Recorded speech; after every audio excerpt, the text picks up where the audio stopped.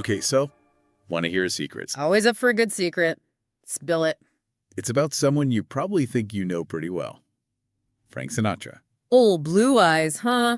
What kind of secret could there be about him that everyone doesn't already know? Well, it's less of a secret and more like a puzzle. Mm-hmm. It's about all those rumors connecting him to, the mob. Ah, yes, Sinatra and the Mafia. It's a story that just won't go away, is it?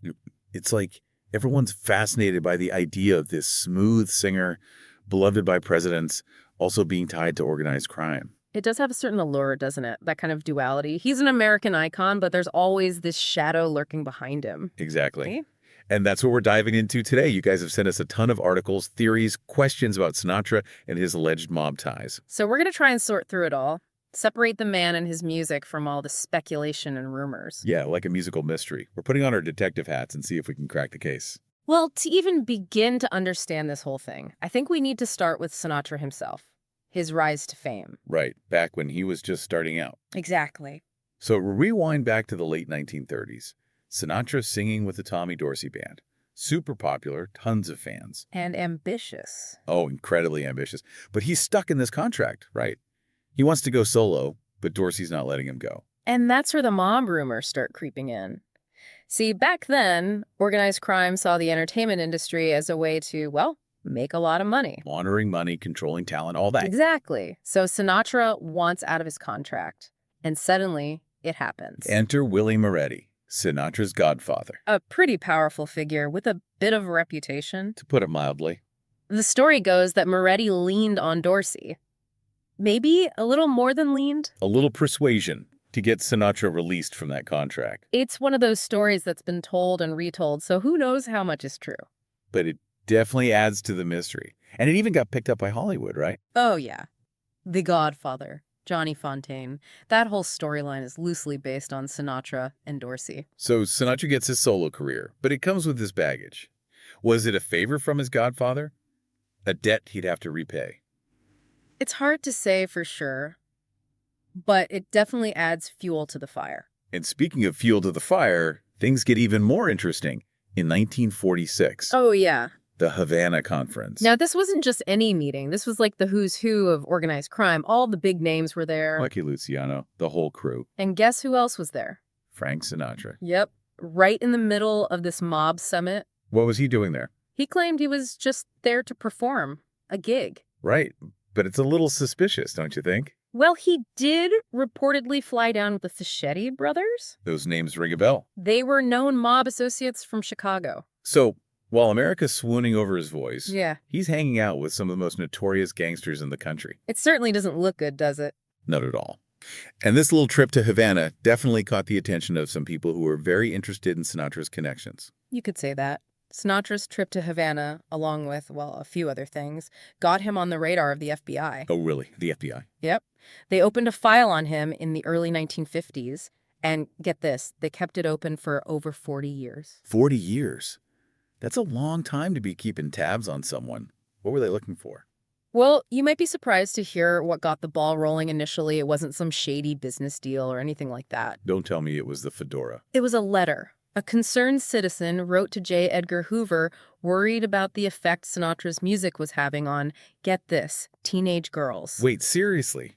The FBI got involved because some parents thought Sinatra was too popular with the Bobby Soxers? It sounds crazy, right? A little bit. It does seem a bit ironic, but it also shows just how closely the FBI was watching anyone they suspected of having ties to the mob.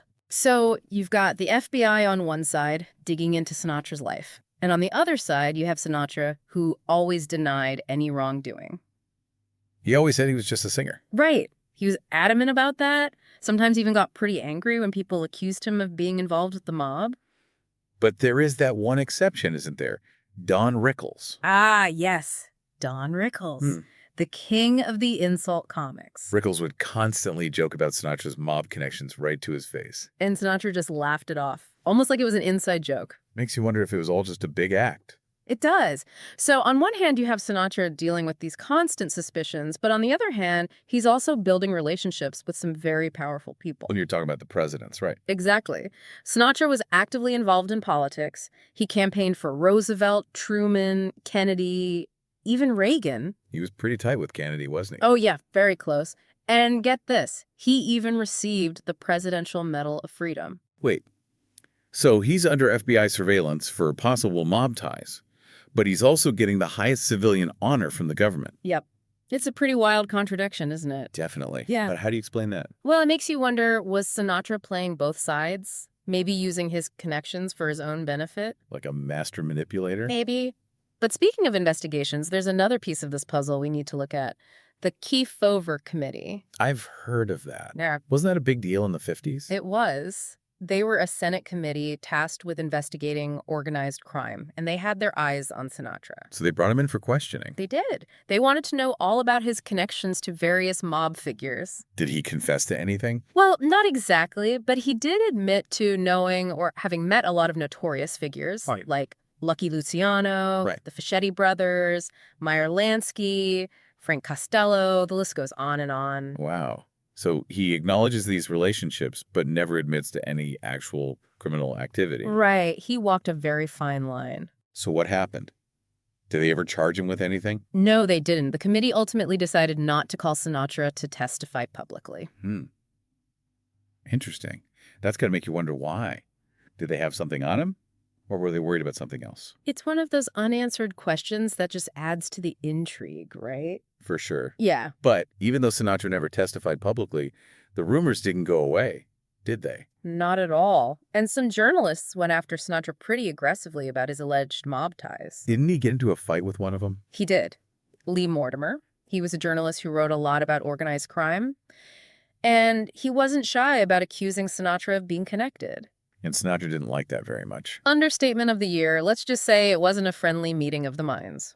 So you've got Sinatra dealing with all this drama, suspicion, investigations, but he's still making music, performing, becoming a bigger and bigger star. It's pretty remarkable. Did all that other stuff, all that tension and mystery, ever affect his music? That's a good question. Some people say it did.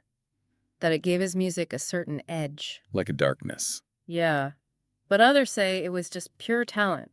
Nothing to do with his personal life. It's hard to say for sure, but it definitely makes you think. And the FBI never gave up, did they? Nope. They kept digging for decades. That file on Sinatra just kept getting bigger and bigger. But here's the thing. After all that investigating, they never actually found anything concrete, did they? That's right. They never officially proved that Sinatra was involved in any criminal activity.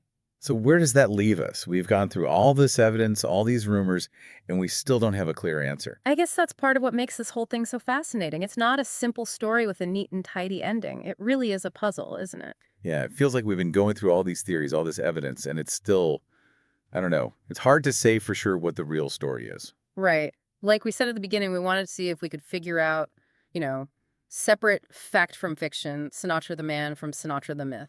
Yeah, like, was he really a mobster? Or was he just a guy who happened to know some colorful characters? And honestly, I think the answer is somewhere in the middle.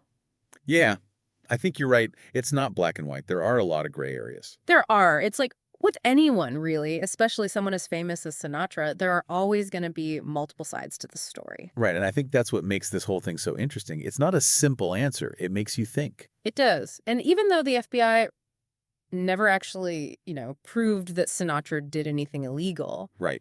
those suspicions are always going to be there. They're part of his story now, just like his music and everything else. It's almost like the mystery is part of what keeps his legend alive. Mhm. It keeps people talking about him, even all these years later. Exactly.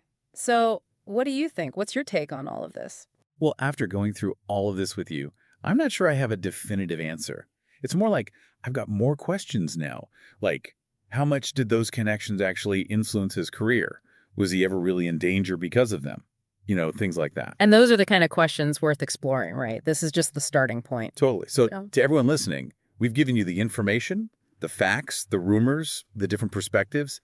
Now it's up to you to decide what you believe. Was Sinatra a mobster hiding in plain sight? Or was he just a guy who got caught up in a world that was way more complicated than anyone realized? The evidence is out there. The FBI files, the biographies, even his music. Do your own digging, Come to your own conclusions. That's what's so great about these deep dives. They spark curiosity, they get people thinking, and that's what we're all about. Exactly. And Sinatra, well, he was an incredible singer, a captivating performer. There's no doubt about that. But he was also, a complex human being, full of contradictions. And maybe, just maybe, that's what made him so fascinating. Anyway, that's it for our deep dive into Frank Sinatra and the mob. We'll be back next time with a whole new mystery to unravel.